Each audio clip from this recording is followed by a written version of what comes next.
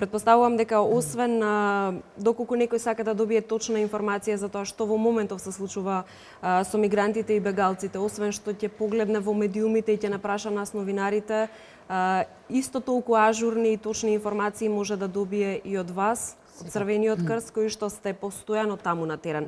Може да се информираат гледачите и преку интернет страницата на Црвениот крст, меѓутоа еве овде ќе ги информираме во живо преку ТВ Нова.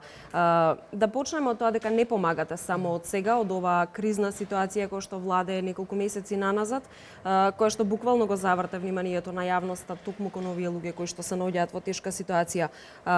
Кога почна помагањето на Црвениот крст на вакви категории, ранливи категории на граѓани? Зборуваме за мигрантите и за бегалците. Так. Значи, Црвениот крст на Република Македонија, со него и Црвен крст на град Скопје, сите општински организации кои што функционираат на територија на целата држава. Сме членка на Меѓународна федерација на Црвениот крст и Црвена полумесечина, каде што членуваат 190 национални друштва, што значи дека збориме за едно навистина големо семејство кој што има традиција на помагање не кај нас во Македонија, туку во целиот свет. Значи, согласно нашата мисија и визија, тоа е тоа што го правиме и сме таму каде што е потребно и кога е потребно. Значи, без разлика дали се работи за некој катастрофи кои што се предизвикани од човекот или пак се предизвикани од некои си природни катастрофи кои што се случуваат во една земја. Конкретно можем да кажам за Црвен крст на Република Македонија, на жалост, ама имавме искуства слични во изминатите 20 на години кога се справувавме со катастрофите и со лицата кои што дојдоа во Македонија како резултат на босанската криза. Значи потоа имавме ситуации кога се случуваше косовската криза, кога исто така голем број на слични ситуации на моментално лица кои што дојдоа, значи бараа поддршка, потоа значи внатрешно раселените лица, поддршката во 2001 година, но и многу природни катастрофи кои што би ги споменала, кои што се случува во изминатите години, како што беа поплавите во Србија, поддршката во Тетово и секаде каде што бевме потребни, значи навистина излегувавме на терен. Сето тоа искуство сега значи не доведе во една ситуација да кажам дека го искористивме позитивно и Црвениот крст е една од водечките организации кои што ја маневрира и ја води оваа целата операција која што се случува на терен. Мислам дека е добро тоа искуство кое што го имавме, многу брзо се екипиравме за да направиме тимови кои што действуваат на терен. И секако ја пратевме моменталната состојба која што се наоѓа и така се организиравме. Тука би се вратила наназад во 2015 година, значи некаде од април, мај месец, кога Црвениот крст со своите тимови излегуваше и всушност патролираше по автопатот, значи со тимови мобилни, со возила и каде што им дававме поддршка на мигрантите и бегалците кои што транзитираа низ нашата земја и секако ги пратевме законите кои што се случуваа во нашата земја. Потоа, значи, веќе кога се организираше престоите во Гевгелија, односно Винојуг, се организиравме малце поинако и денеска така функционираме. Споменавме дека веќе е јасно дека станува збор за граѓани на некои далечни земји кои што доаѓаат на вистина од другиот крај на светот. Се наоѓаат можеби во едни од најтешките моменти во нивните животи досега. Како воспоставувате комуникација? Би сакала тоа да им го доловиме на гледачите на телевизија Нова.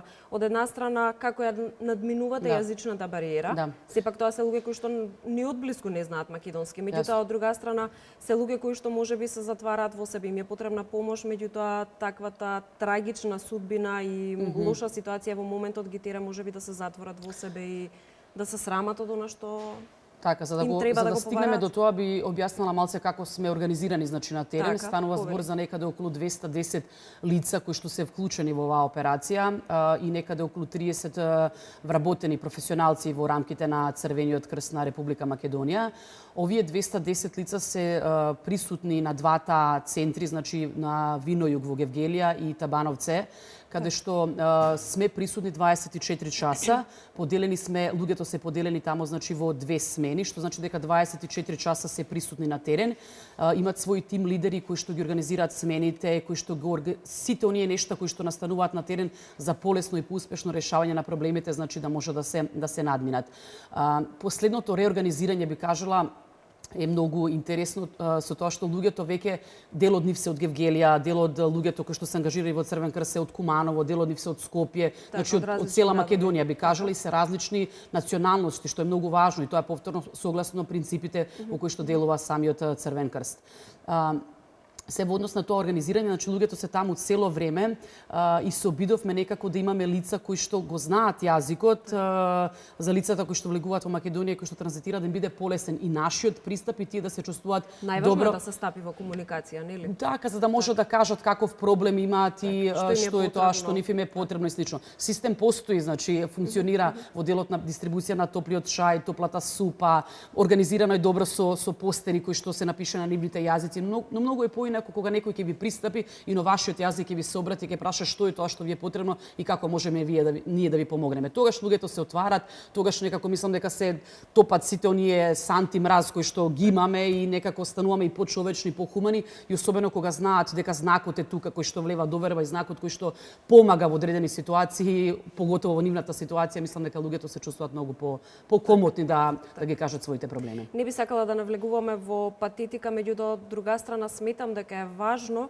да споделиме со гледачите некои од приказните на луѓето. Станува збор за луѓе кои што целиот свој живот го спакувале буквално во една торба и заминале на другиот крај на светот, каде што не познаваат никого, кажавме, не го познаваат јазикот, не знаат на што ќе најдат, со надеж за некое подобро утре. Претпоставувам дека сретнавте лица со инвалидитет, бремени жени, мали деца.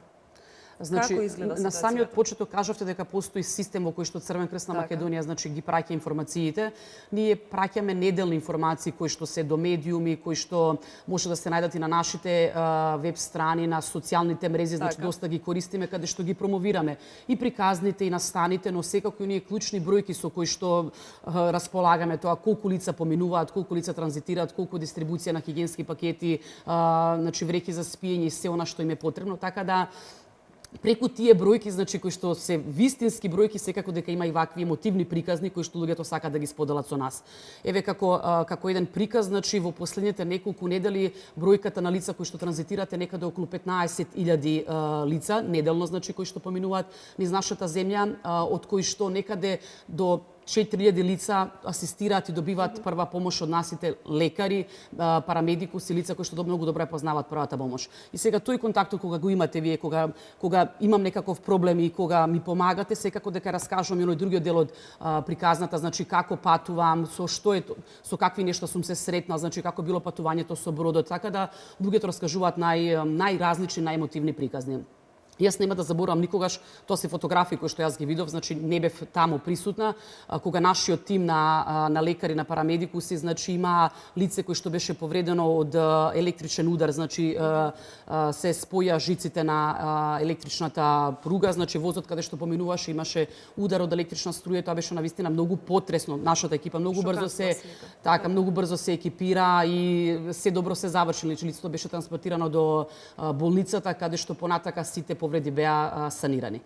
И може би се интересно да кажам дека тоа лице значи остана се уште во Македонија, значи тој млад дечко кој што еве денеска е ангажиран и е еден од преводуваци во транзитниот центар на границата во Гевгелија, така да тој се вклучува, луѓето кои што имаат истата негова судбина. Така, тој некако стана волонтер во целата ситуација, така да такви се некако приказните, да речам, има многу такви приказни. Веројатно во некоја рака и поубавата страна на вашата работа е таму тоа што имате систем кој што им помага во спојувањето на луѓе од исто семејство кои што моменталната лоша судбина и трагична ситуација ги довела во различни земји. Знам дека имате членови на исто семејство, едниот е овде, другиот е во Србија, третиот е некаде во Турција. Како функционира тоа спојување? Знам дека досега сигурно сте имале нека убава приказна. Тоа е всушност и основата на Црвениот крст.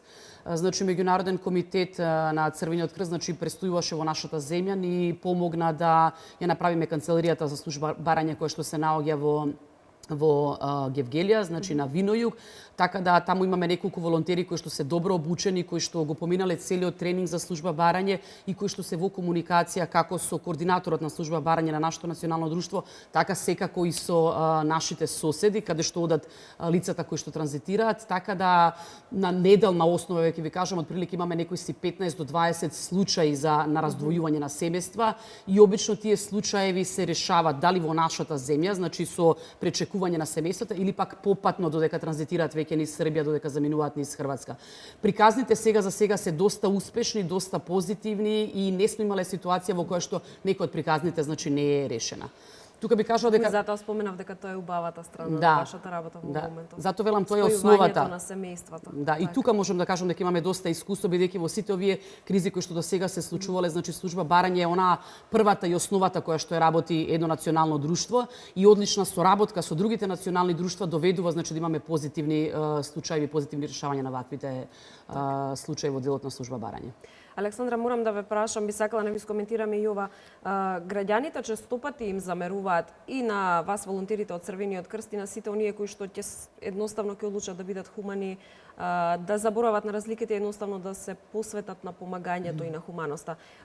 Знам дека честопати оние кои што одлучиле да им помогнат на мигрантите, под наводници се, можеби е прегруб зборот, затоа под наводници велам, ги напаѓаат. Честопати велат, па имаме и ние луѓе и деца кои што се голи и боси на улица, на кои што им е потребна помош, а ние тука се одлучуваме да помогнеме на луѓе кои што не се наши сограѓани, туку се од некаде другиот крај на светот. Како реагирате во оваа ситуација? Па знаете како јас Кој совет би им го дале на граѓаните? Па еве јас така и го почнав всушност целово интервју дека Црвениот крст работи согласно својата мисија и согласно визијата која што има, како што кажа веќе тоа е ублажување на човечките страдања, така да ние сме повикани и пред заедницата во нашето општество, но од друга страна и сме повикани од страна на државата да помогнеме да ги нудиме нашите услуги. Сметам дека Црвен крст станува збор за една организација која што има свој систем на функционирање, кој што е во земјата и во добро и во лоше, и е во земјата за своите граѓани пред се, а потоа и за сите оние кои што транзитираат низ нашата земја. Така да, еве преска имавме на линкот колешката Александра Валкановска, која што е одговорна за делот на крводарување, така да нашите тековни активности продолжуваат. Нашите активности не се намалени, туку продолжуваме со добрата практика за нашите граѓани пред се. Го зајакнавме и го зголемивме тимот за да може да дадеме услуги, значи на оние на кои што им е потребна помош во земјата, но секако да дадеме подршки на нашата земја, значи на нашата држава, за да полесно се справи во целата ситуација. Така. Кои се проценките, очекувањата, предвидувањата за оваа тековна 2016 година во однос на мигрантите и бегалците? Што е она со кој што очекувате да се справувате оваа година? Така. Јас овде би се осврнала на тоа што го имаме ние како наш план во рамките на Меѓународна федерација на Црвениот крст и Црвена полумесечина, што подразбира планирање на буџети, тимови, формирање, зајакнување на капацитети. Да, испланирана е цела 2016 година, што значи дека сме екипирани, на терен сме и продолжуваме значи со истото темпо како што до сега го дававме максимум, така продолжуваме. Веќе споменав, значи еве како низ приказ некои неделни бројки кажуваат дека некаде околу 10 до 15.000 лица транзитираат низ земјата, укажуваме помош на некаде околу 5.000 лица и асистенци, значи медицински помоши и асистенци. Имаме дистрибуција на хигиенски пакети, храна, шишиња вода, потоа облека, чизми, сето тоа продолжува, така да поддршката од страна на партнерите како што е Меѓународен комитет, Германски Црвен крст, Македонски Каритас, СОС Детско село продолжува и понатака, така да сите планови со нив се за 2016 година. Так. Како може да се информираат граѓаните, да подсетиме за вашите тековни акции во однос на конкретно во случајов бидејќи зборуваме за мигрантите и за бегалците, ја споменавме вашата интернет страница. Значи Црвен крст на Република Македонија има своја веб страна, секако има и Црвен крст на Република Македонија на социјални мрежи, значи особено на Facebook, значи ја користиме, потоа Црвен крст на град Скопје и ние имаме наша страна, така да се што е неделно, се што значи дистрибуција, помош, поддршка, фотографии, приказ може да се најде таму. Имаме многу пати прашања од страна на граѓаните, доста одговараме, значи брзо во тој дел. Што ве прашуваат најчесто? Па дали може да се вклучат, помош, поддршка. Па да, има доста и компании, да речеме од нашата земја кои што се вклучуваат, дават поддршка за бебињата, оти се различни потреби. Знаете како, некој има потреба да се стопли со кебиња, некој сака кога ќе влезе во земја, кога ќе застане веќе на тој пункт од каде што се шаторите, да се напие топла супа, топол чај.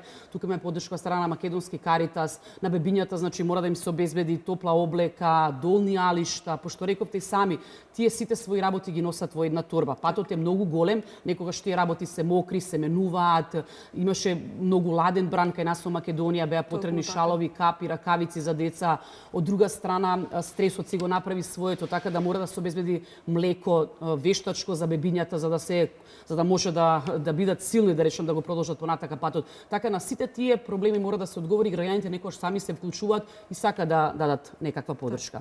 Да ги споменаме вашите соработници, функционирате на база на соработка, функционирате на база на партнерства? која ви е главната помош во моментов? Така. На почетокот, значи, целата операција започнавме со поддршка на Високиот комесаријат за бегалци, кој што можам да кажам дека исто така ги зајакна своите капацитети. Тие никогаш не ја затворија својата канцеларија уште од почетокот на босанската криза, така да цело време имавме соработка со нив, поддршка пред се за бегалците кои што беа од Косово, кои што се уште ги имаме во нашата земја, и таа само продолжи понатака за ситуацијата која што се случува во нашата земја. Така да продолжуваме заедно со нив.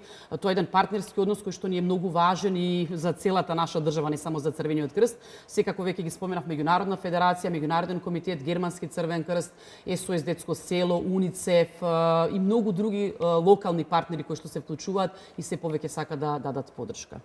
Мене ми останува веројатно уште да ви се заблагодарам не само за ова гостување, само вам, туку и на сите останати ваши колеги. Верувам дека оваа 2016 ќе имате многу работа за да ни дадете и нас работа, да можеме да ја представиме вашата работа во телевизија Нова. Да, ви благодарам многу за поканата. Ние ќе продолжиме да го даваме нашиот максимум таму каде што сме повикани да го сработиме сето тоа и секако да инвестираме во рамките на нашите волонтери, програмите кои што ги имаме тековни, за да понатака може да правиме кадар кој што може да излезе на терен, да биде вака добар и квалитетен, да не зборат само по добро, да речеме, во рамките на не само државата, туку да речеме и надвор од неја. Ви благодарам. Имате ли некои акции кои што во 2016 ќе бидат ваша главна цел, главна точка на концентрација? На што најмногу ќе се фокусирате? Па верувам дека ова е тоа што ќе го работиме, значи да, но секако програмите како што се патролни социјални работници кои што имаат на терен потреба да ги лоцираат социјално загрозените лица, поддршка за нив, бездомниците кои што се поддржани од страна на градот Скопје, продолжуваат со своите редовни активности